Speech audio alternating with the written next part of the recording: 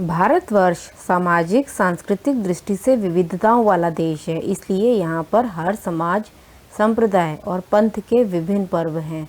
ये अपने तौर तरीके व रीति रिवाज के मुताबिक पर्वों को मनाते हैं। इन्हीं में से कुछ पर्व देश भर में किसी न किसी धार्मिक आस्था, पौराणिक, ऐतिहासिक या सामाजिक उन्नति के प्रतीक के रूप में मनाए जाते हैं।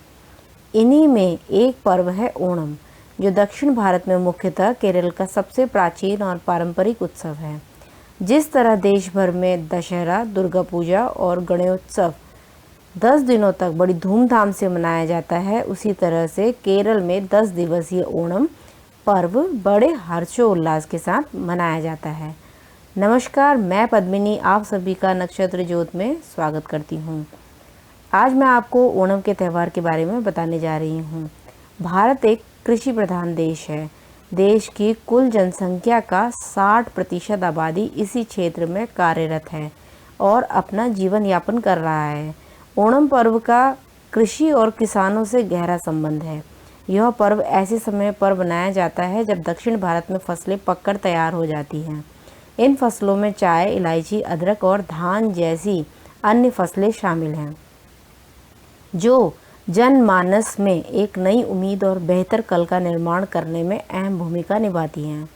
फसलों की सुरक्षा और अपनी इच्छाओं की पूर्ति की कामना के लिए लोग ओणम के दिन श्रावण देवता और पुष्प देवी की आराधना करते हैं।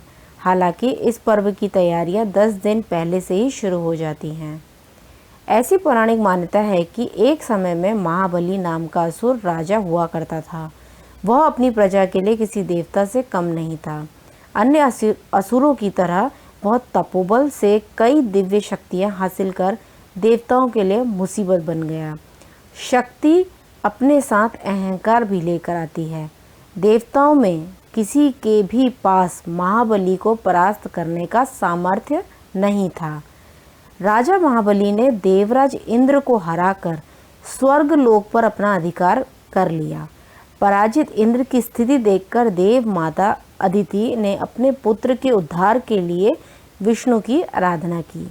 आराधना से प्रसन्न होकर श्री हरि प्रकट हुए और बोले, देवी आप चिंता न करें, मैं आपके पुत्र के रूप में जन्म लेकर इंद्र को उसका खोया राजपाट पुनः दिलाऊंगा।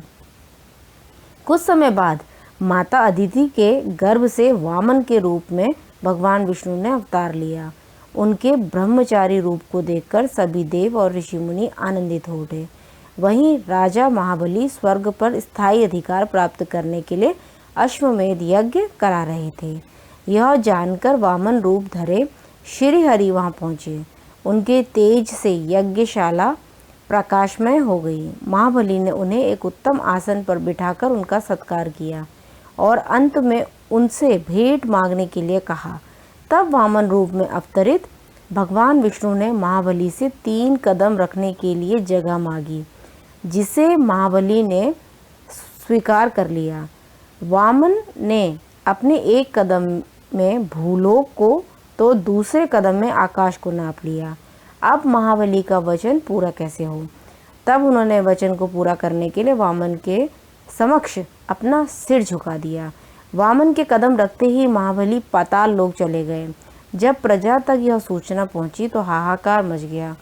प्रजा का उनके प्रति अगाध स्नेह देखकर भगवान विष्णु ने महाबली को वरदान दिया कि वे वर्ष में एक बार 3 दिनों तक अपनी प्रजा से मिलने आ सकेंगे।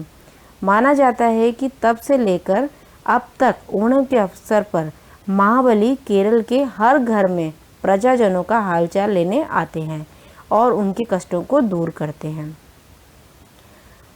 मलयाली पंचांग के अनुसार कोला वर्षम के प्रथम माह छिंगम, जो कि अंग्रेजी पंचांग के अनुसार अगस्त से सितंबर महीने के बीच आता है, में पर्व मनाने की परंपरा है।